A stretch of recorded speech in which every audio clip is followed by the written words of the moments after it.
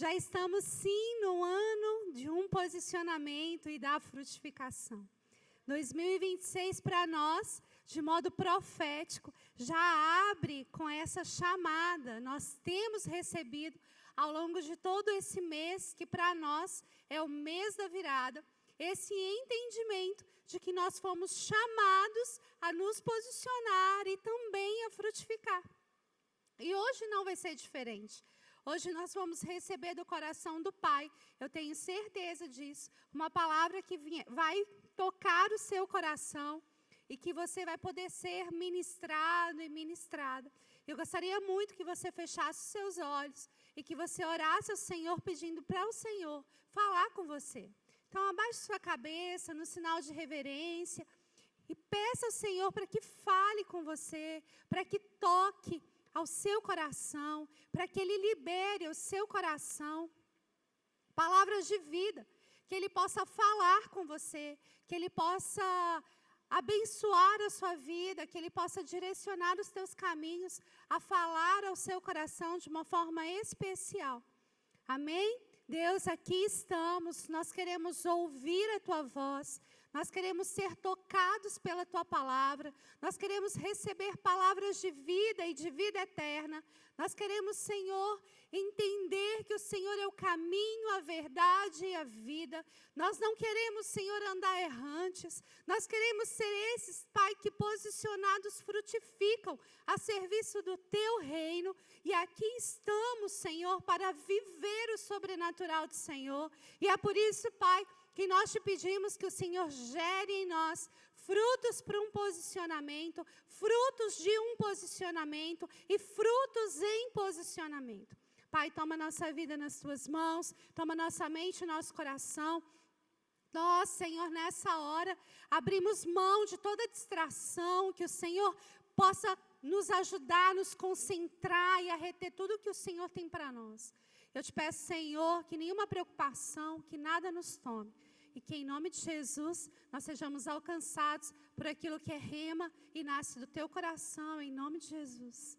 Amém. Amém? Amém. Então, ao longo desse mês, nós temos desenvolvido sobre o nosso ano profético. Um ano profético que demarca para nós um posicionamento e uma frutificação. E desde que nós começamos a trabalhar, e ainda com a liderança, quanto a essa temática, né, que nós compartilhamos antes com eles, para depois compartilhar com os voluntários, e isso também se estender à igreja. O Senhor começou a gerar em mim uma palavra que eu havia recebido há algum tempo e que eu tenho me dedicado a estudar um pouco sobre ela, que são os frutos de Israel. E o Senhor tem trazido ao meu coração de uma forma muito evidente de que nós colheremos e viveremos desses frutos. E eu fiquei pensando como que a gente poderia associar, e o Senhor foi construindo um caminho, que é o que eu quero considerar com vocês nessa noite. Sabe, e isso vem de uma forma muito especial, é como eu sinto, como se o Senhor estivesse costurando as coisas. Sabe aquilo de fazer alinhavos? O Senhor vai alinhavando algumas coisas e depois Ele vem passando a costura. Eu não sou dessas habilidades não, os irmãos sabem que eu não sei nem cortar em linha reta. Eu tenho maior dificuldade para isso. Eu ando em linha reta, viu gente? Mas eu não consigo cortar e muito menos costurar, meu Deus do céu. Já tentei, mas foi uma tentativa muito frustrada. Que a gente abriu mão dessas habilidades, porque essa fila eu não passei. Devo ter passado em alguma outra, mas nessa e no do canto, né, a gente até não dá certo. Mas eu sinto o Senhor, volta aqui comigo, eu sinto o Senhor alinhavando algumas coisas e Ele vai fazendo algumas costuras. E sobre o posicionamento, Ele tem feito isso. Nós recebemos do pastor, né, um posicionamento para a frutificação, que foi a primeira palavra do nosso mês da virada, no dia 7. E nós vimos o quanto a essência do posicionar vai determinar os frutos que eu vou gerar ou não. E ele trouxe isso está acessível lá no nosso canal do YouTube. No domingo passado também, o nosso pastor, Ele trouxe uma palavra de entendimento sobre nós andarmos em lugares que nós nunca andamos, nunca estivemos, sobre nós pisarmos em lugares que nós nunca pisamos. E ele trouxe o exemplo de andar sobre as águas. Quem estava aqui, que se lembra? E essa palavra também atravessou o nosso coração. E sabe, nós já entendemos alguns pilares, mas agora nós avançamos para um pilar que também carrega algo do céu e que eu tenho certeza que vai provocar você aí como tenho sido provocada.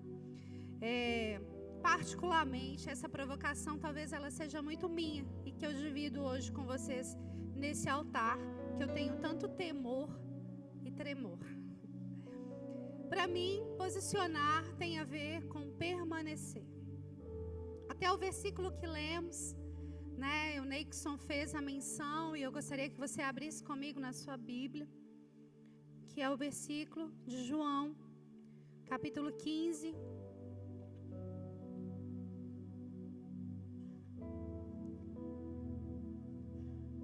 Na versão que farei a leitura com vocês,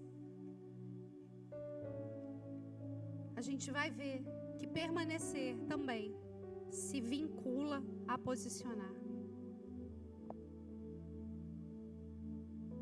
A partir do verso 5 do texto do capítulo 15 de João, fala assim: eu sou a videira, vocês são os ramos.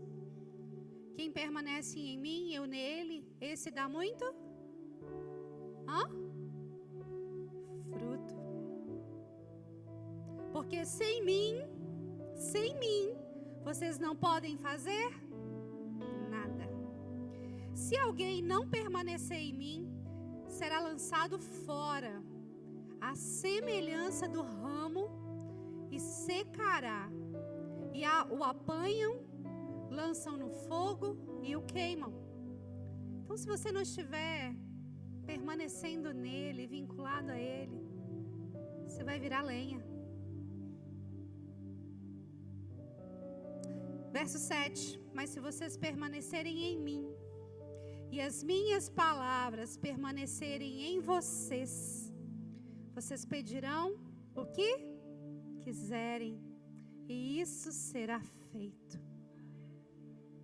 Isso será feito. Sabe, a gente consegue ver aqui que a gênese de se posicionar está na condução de permanecer. E deixa eu contar uma coisa para vocês. Permanecer é um desafio. Por quê? Por que permanecer passa a ser um desafio? Porque permanecer é permanecer, gente. É ou não é? E só o ato de permanecer por si só já é um desafio.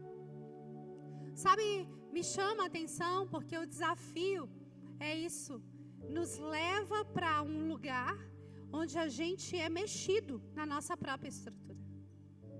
O desafio tem a ver com isso. E eu fui olhar, eu gosto muito de estudar a etimologia das palavras, eu gosto de ir lá no grego, no hebraico, eu gosto de fazer esses passeios. E eu fui olhar na etimologia desse texto de João 15, o que significa permanecer. E olha só, por que é um desafio? Porque permanecer nessa etimologia significa ficar, habitar, continuar a estar presente, ser sustentado, mantido continuamente, não perecer, durar, aturar.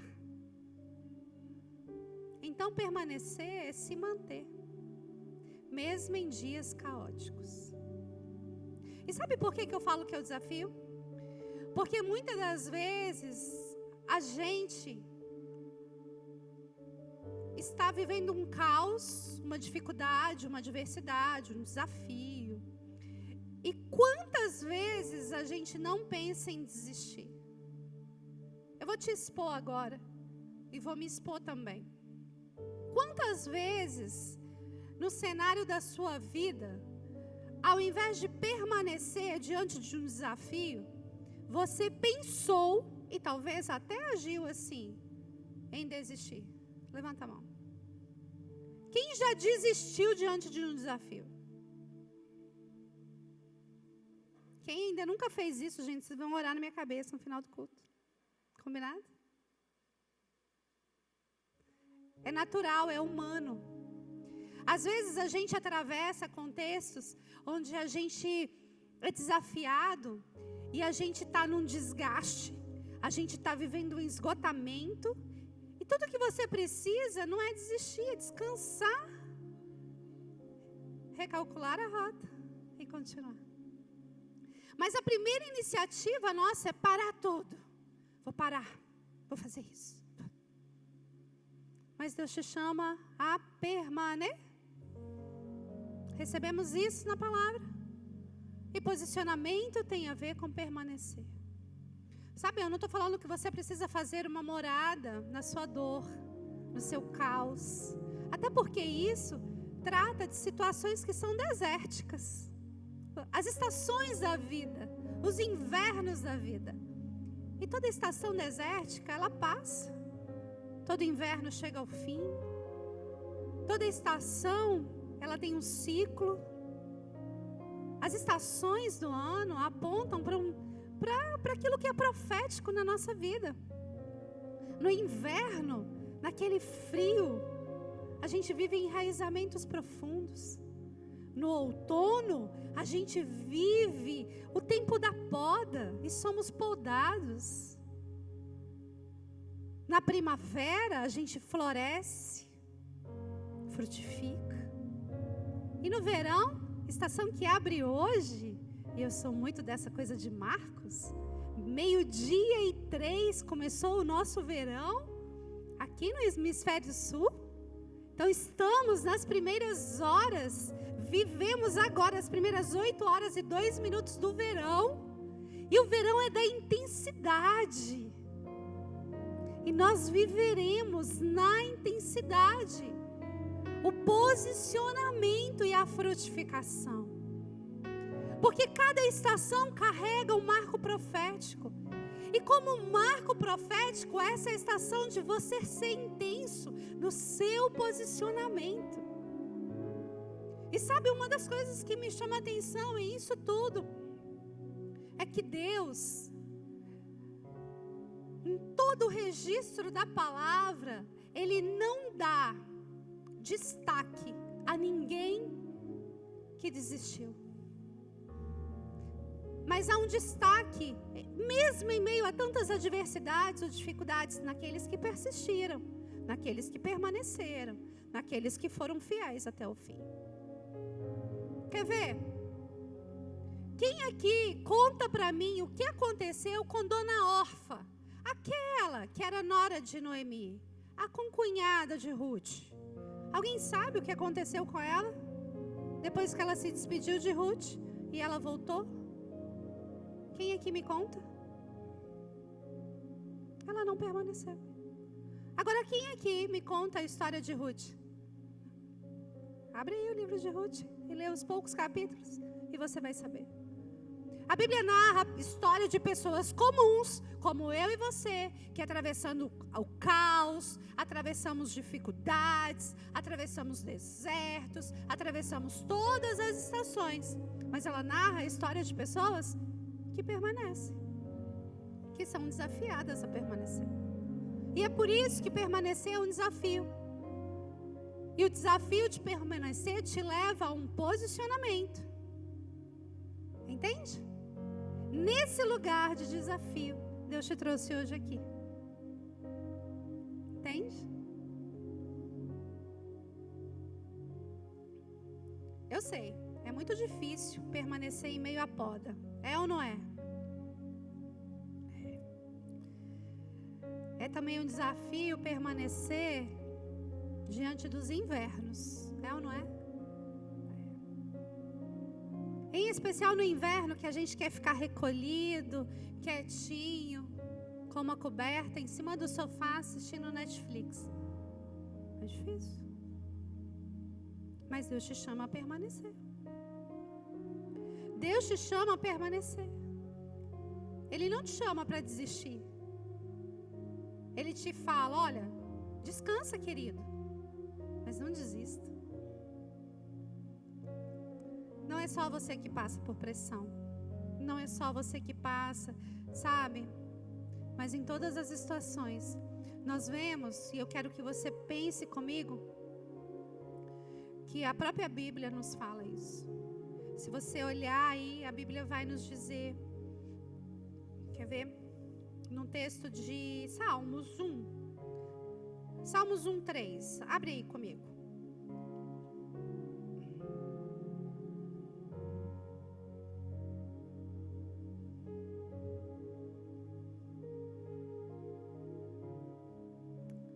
Salmo 1:3 vai dizer assim: é como a árvore plantada à beira de águas correntes. Dá fruto no tempo certo. As suas folhas não murcham. Tudo o que ele faz prospera. O salmista está considerando a vida de uma pessoa que serve ao Senhor. E está nos comparando a uma árvore plantada junto à beira das águas. Jeremias também vai nos falar disso. Jeremias 17:8. Abre aí. Vou te dar o exercício. Eu quero ouvir o barulhinho da Bíblia. Vamos lá. Barulhinho de Bíblia. Barulhinho santo, né? Barulhinho raiz.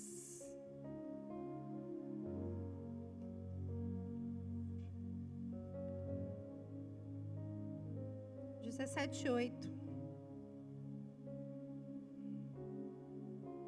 Não, vamos ler o 17:7, né? Bendito aquele que confia no Senhor e cuja esperança é o Senhor.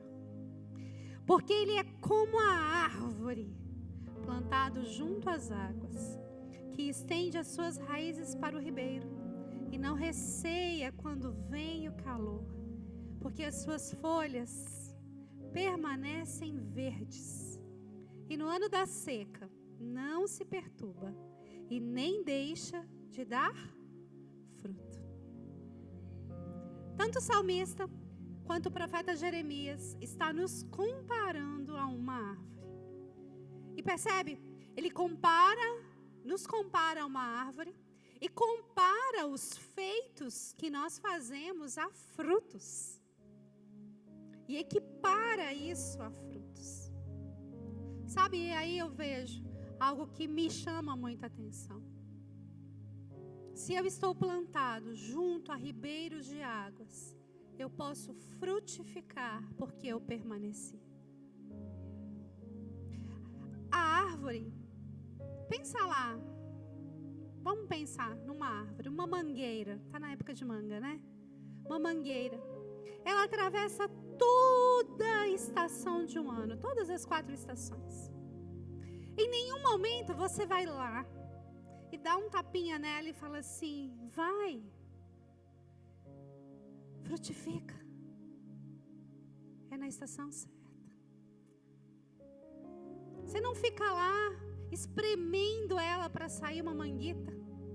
Se a manga é espada, cada um dá de acordo com o seu fruto. E você não pode sentar lá debaixo da mangueira e esperar que ali te caia lindas e deliciosas jabuticabas ou uma jaca dura daquela que a pastora gosta. A mangueira só dá manga, a jaqueira só dá jaca. Cada fruto corresponde à árvore pela qual ela foi plantada. E você carrega frutos.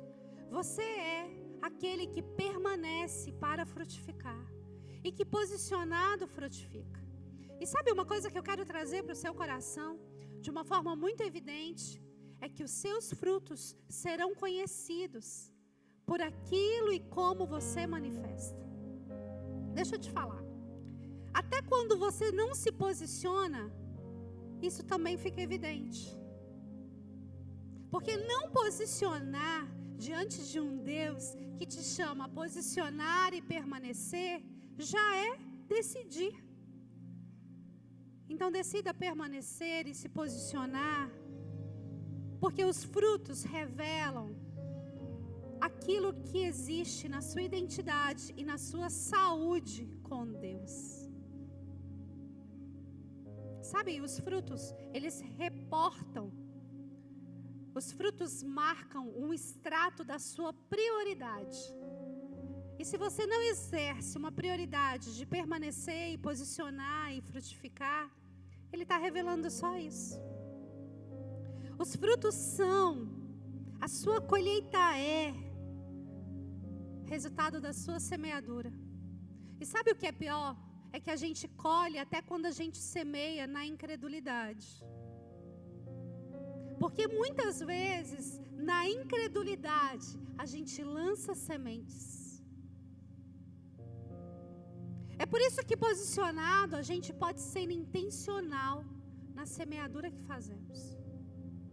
E aí a gente para de viver uma vida de um ciclo de repetição, como eu gosto de falar, de um ciclo de vale a pena ver de novo, que não vale a pena nada.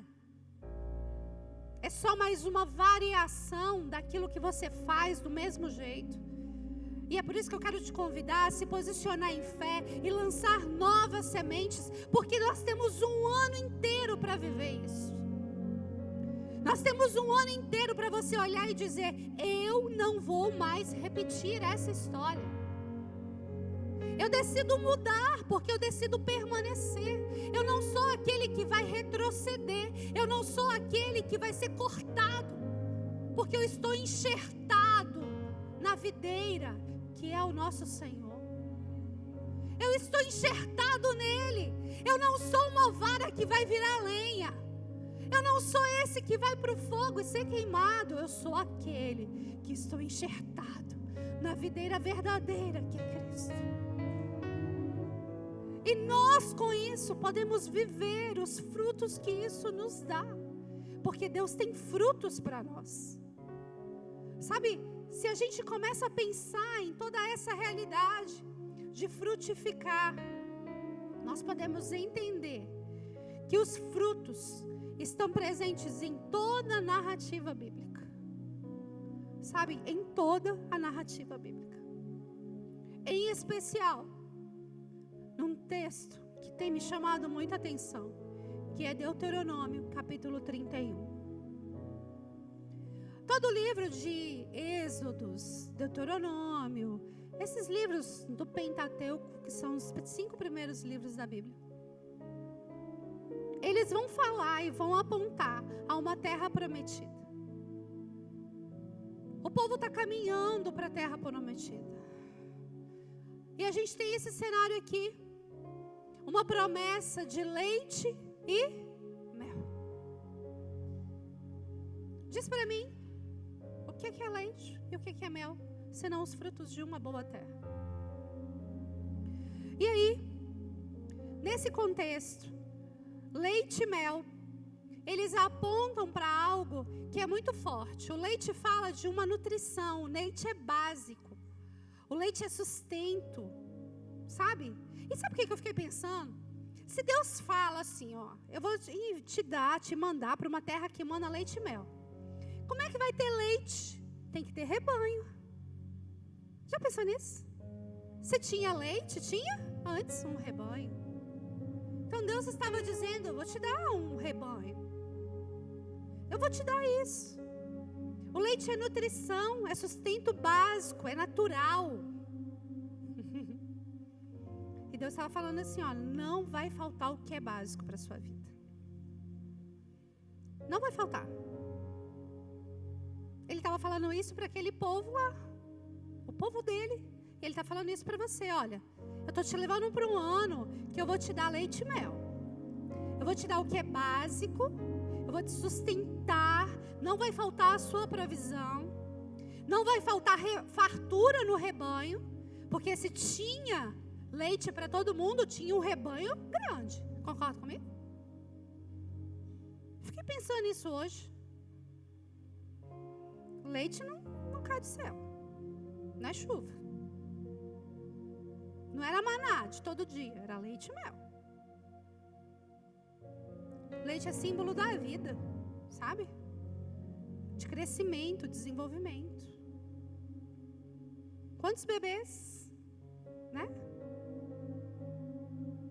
bebês nascem, vamos lá, me lembra isso. Nascem e logo eles vão mamar. Já nasce mamando o menino. É ou não é? É isso. Agora ele também, o texto nos fala que haveria mel. E a gente está pensando numa região de deserto. E no deserto nasce flor. Então não era mel de abelha. Era mel de tâmaras. Tâmaras. Na região, na geografia que aquele povo passava, tinham várias tamareiras. Várias tamareiras. É uma palmeira que cai assim. Os frutos caem. E eles são doces.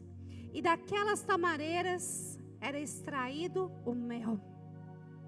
E sabe o que Deus estava dizendo com isso? Eu vou te dar provisão, que é o leite. Mas eu também vou te dar um deleite e uma abundância. Na geografia da sua promessa, Deus vai te dar o sustento, mas também vai te dar a abundância e a doçura. Ele não vai deixar você roubar desse prazer. Mas sabe quando você vai experimentar isso? Quando você obedecer e permanecer. Só quando isso acontecer. E para isso eu quero te convidar a ler comigo, a ir comigo um pouco mais.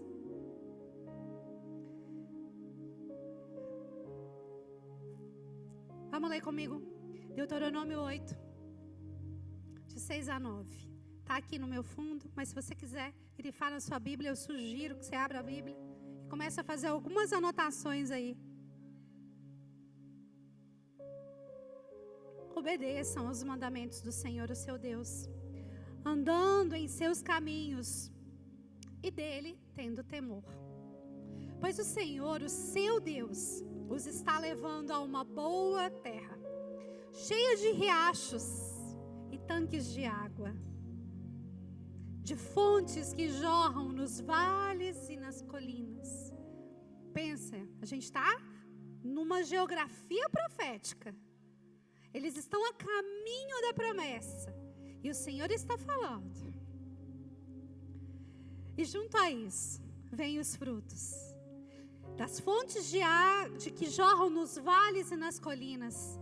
Uma terra de trigo, de cevada, de videiras, de figueiras, de romãzeiras, de azeite de oliva e de mel. Terra onde não faltará o pão e onde não terão falta de nada. Terra aonde as rochas têm ferro e onde você poderá escavar cobre nas colinas.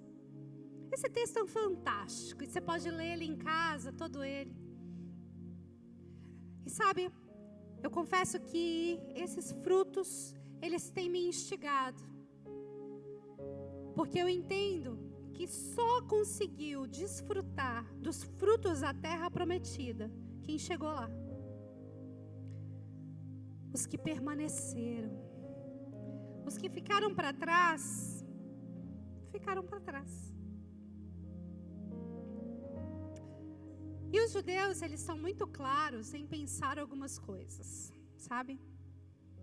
E aqui, nesse texto que está ao meu fundo, a gente vê duas espécies de frutos. Primeiro, os grãos, e depois, os frutos da árvore. Os grãos, necessários para o sustento, e os frutos eram aqueles que traziam prazer à vida. Os dois tão importantes. Um completava o outro. Sabe, eu fico pensando que Deus, Ele não estava só preocupado em dar ao seu povo e em dar para você também só aquilo que é provisão. Deus não está preocupado em só te dar feijão com arroz. Ele tem interesse em te abençoar com algo a mais. E E sabe quando é que você acessa isso? Quando você se deleita em fé naquilo que para você já está liberado. Grãos e frutos, sustento e deleite. Grãos e frutos. E cada fruto traz para nós uma tipificação. E sabe, eu quero trazer de forma profética aquilo que Deus libera sobre a minha vida e sobre a sua, a partir desse altar nessa noite. O primeiro fruto que a Bíblia nos narra é o trigo, um grão nobre. O trigo, ele era um grão nobre. Ele era a base da alimentação de Israel.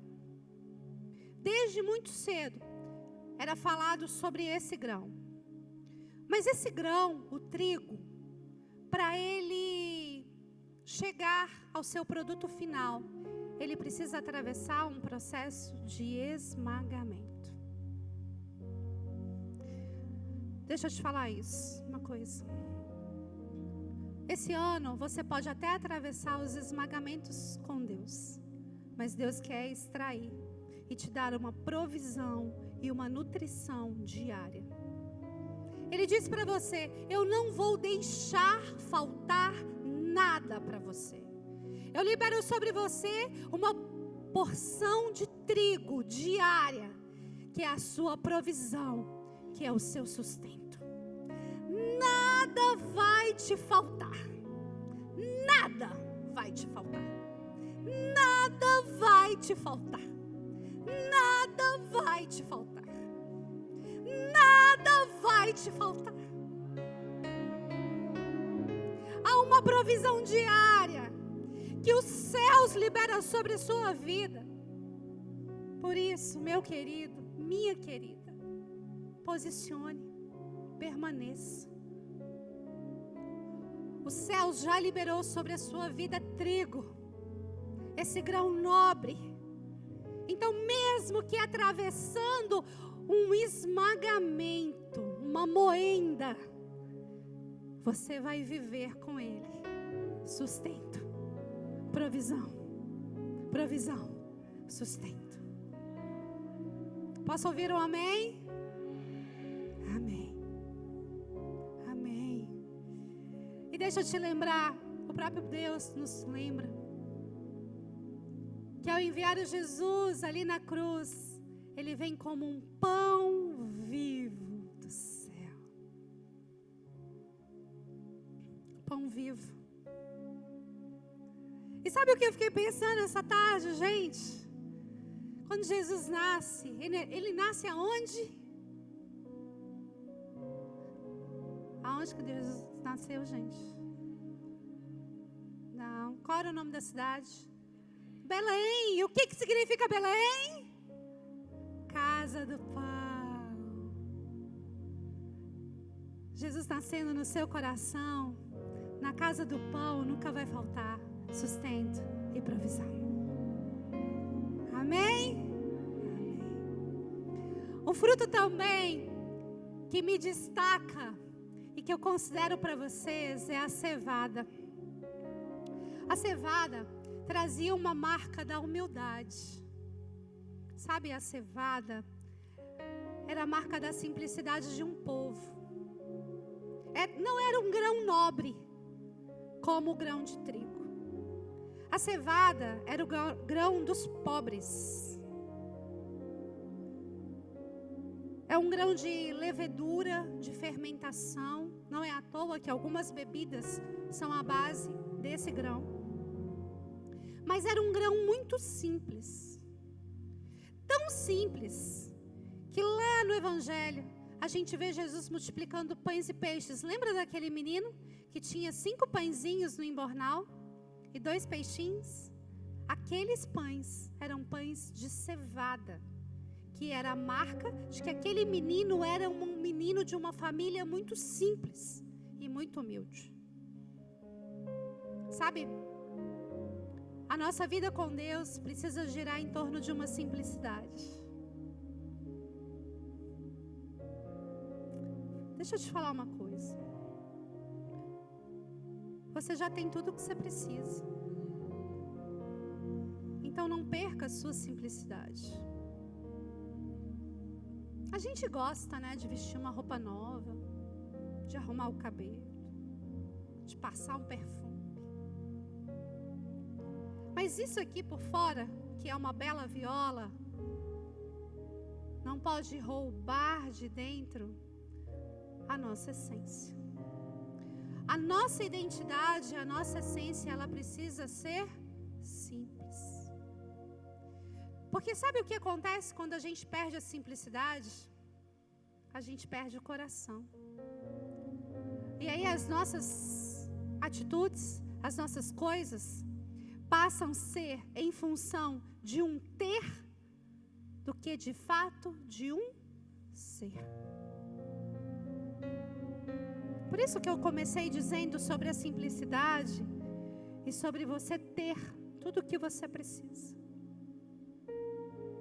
Mas continue sendo simples. Não deixe o seu coração corromper, porque uma das coisas que mais atravessa a arrogância humana e a prepotência humana é quando nós perdemos a nossa humildade. E quer um exemplo de alguém tão humilde que a Bíblia nos fala? Ele foi humilde até a morte, e morte de cruz. Esse é um fruto de um posicionamento que Deus quer trabalhar no seu coração.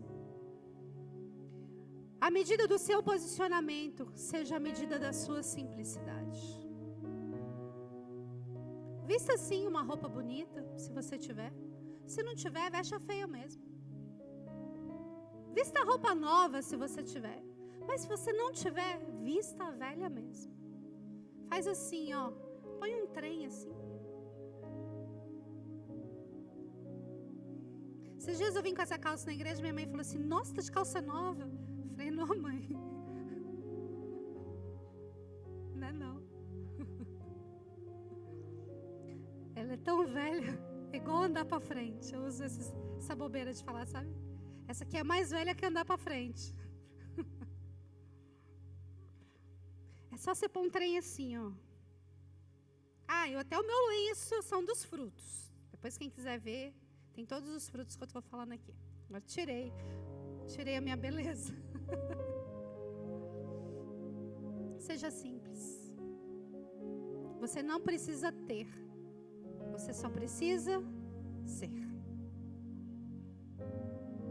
O próximo fruto é qual? Quem está com a Bíblia aberta?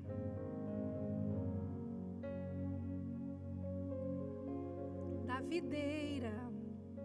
E a videira nos lembra o vinho, a uva. E a uva nos aponta a uma alegria, aliança. Deus quer estabelecer com você uma aliança todo esse próximo ano, toda a sua vida.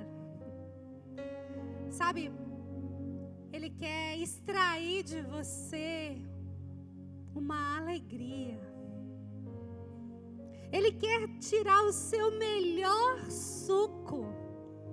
E sabe como é que a gente vive a extração do suco de uva? É, ó, o esmagamento. Então, meu querido, minha flor, minha querida, se você atravessar dias difíceis, não deixe que o esmagamento roube a sua alegria.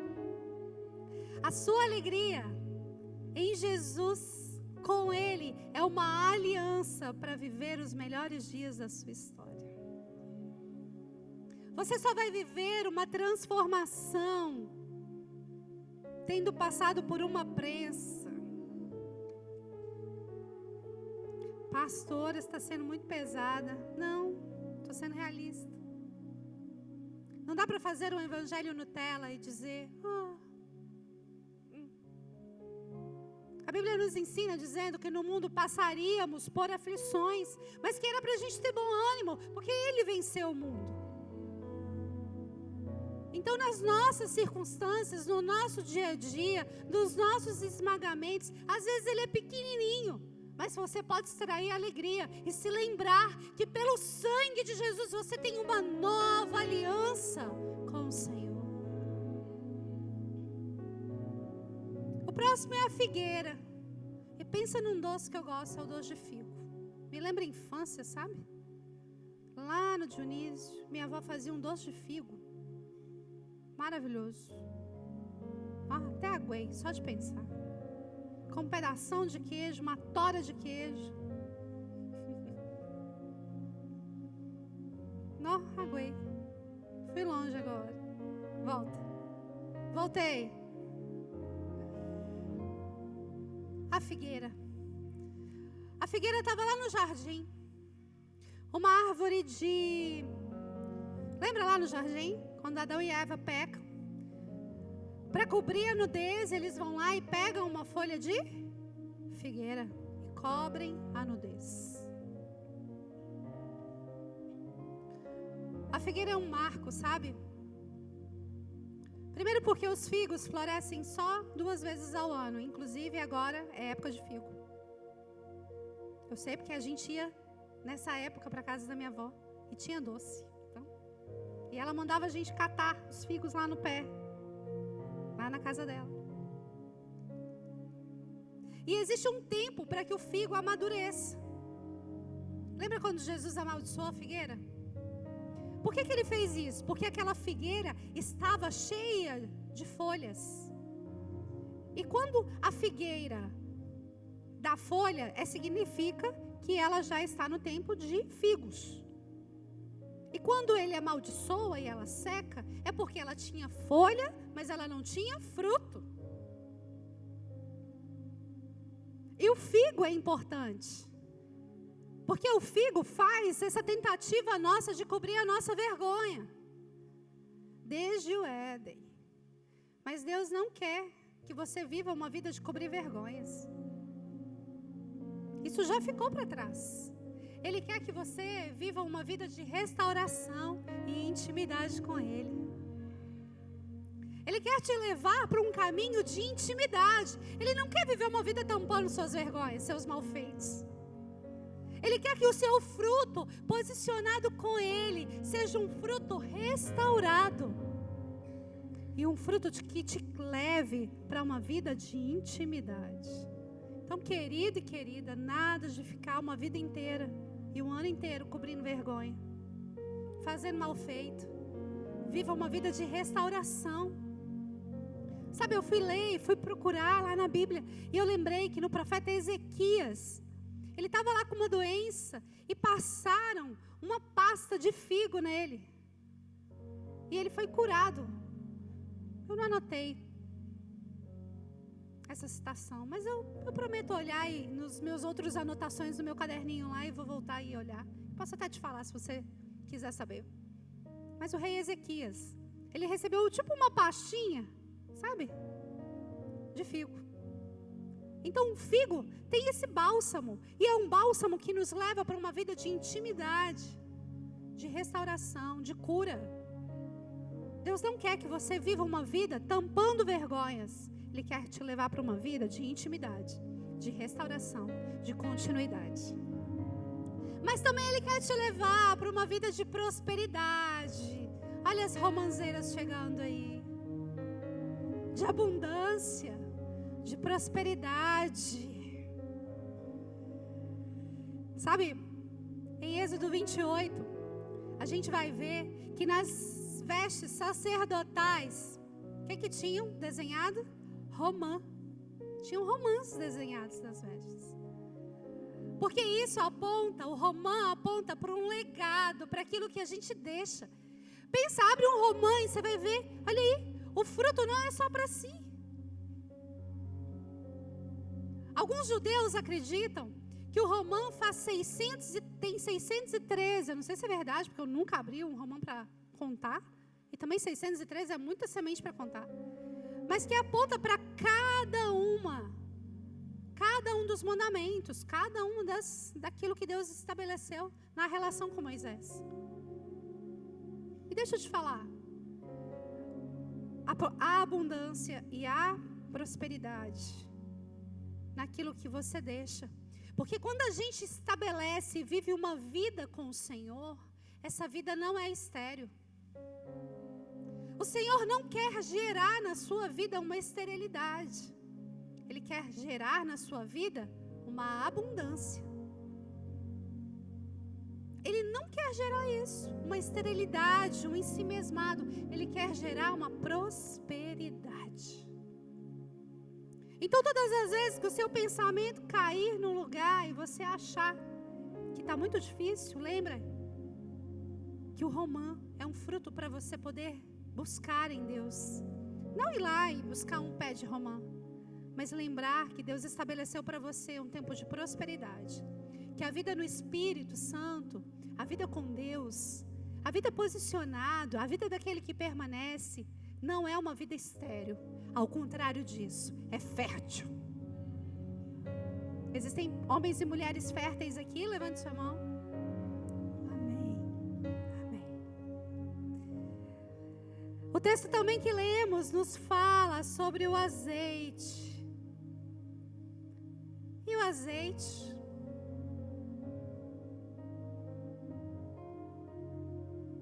é para nós um marco. Deus deseja estabelecer sobre você, querido, uma nova unção. Ele quer derramar sobre a sua vida um novo nível de unção. E o nível de unção de um tempo de busca e de posicionamento. Ele quer habitar em você num novo nível de unção. Mas para isso você precisa se posicionar, permanecer e frutificar nesse lugar. A unção não estabelece em vidas rasas ou superficiais. Esse unguento derramado é sobre você. E eu quero declarar que 2026 será um ano que não vai faltar o óleo sobre a sua cabeça, sobre a sua vida. Uma unção que despedaça todo jugo. Uma unção que tira todos os ferrolhos de ferro. Uma unção que põe para fora todo capeta, satanás, diabo, sei lá o quê. Uma unção que desce do alto e que toma a sua vida por completo. É tempo de receber um novo nível de unção. E o novo nível de unção você vai viver à medida de um novo nível de posicionamento em Deus. Coloca a sua mão na sua cabeça e diga: Senhor, eu quero viver um novo nível de unção. Eu quero viver um novo nível de unção. Eu vou viver um novo nível de unção. Amém. E por fim, chegam a nós a doçura das tâmaras.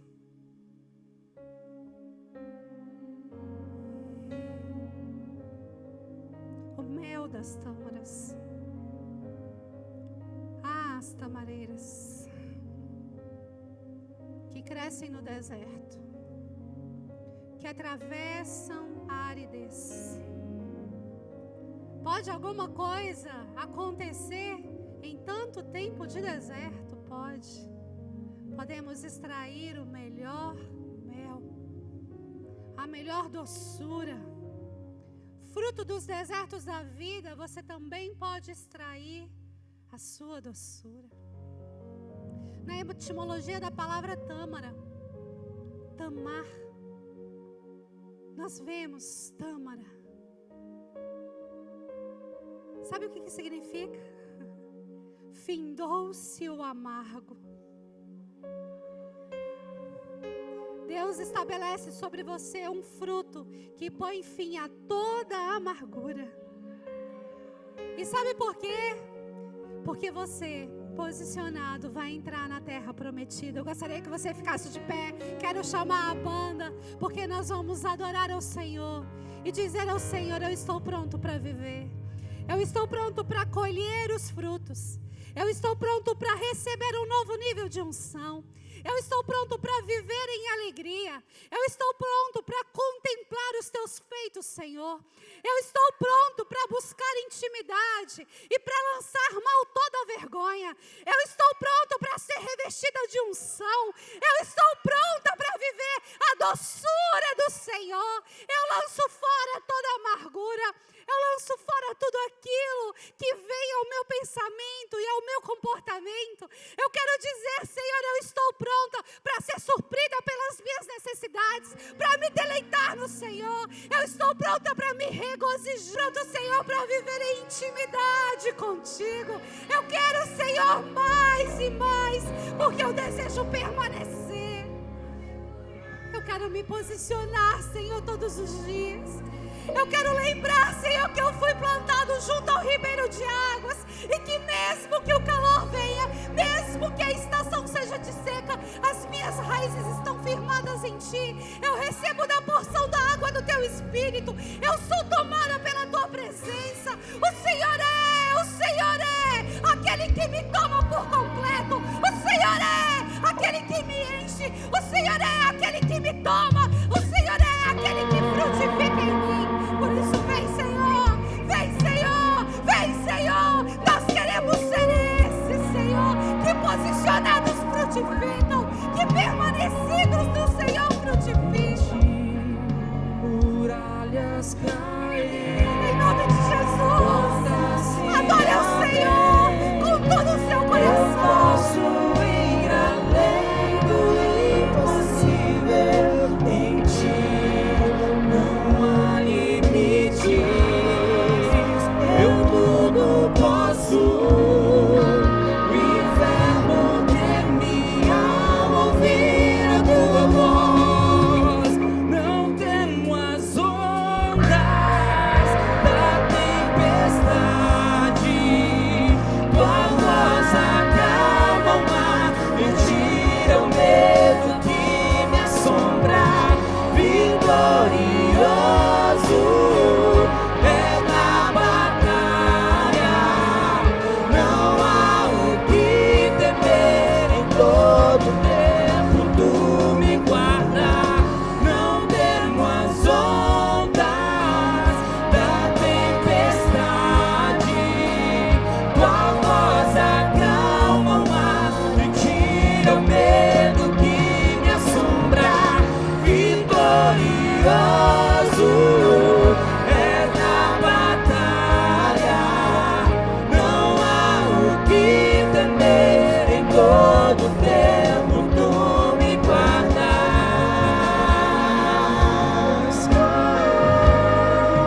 Portas se abrem.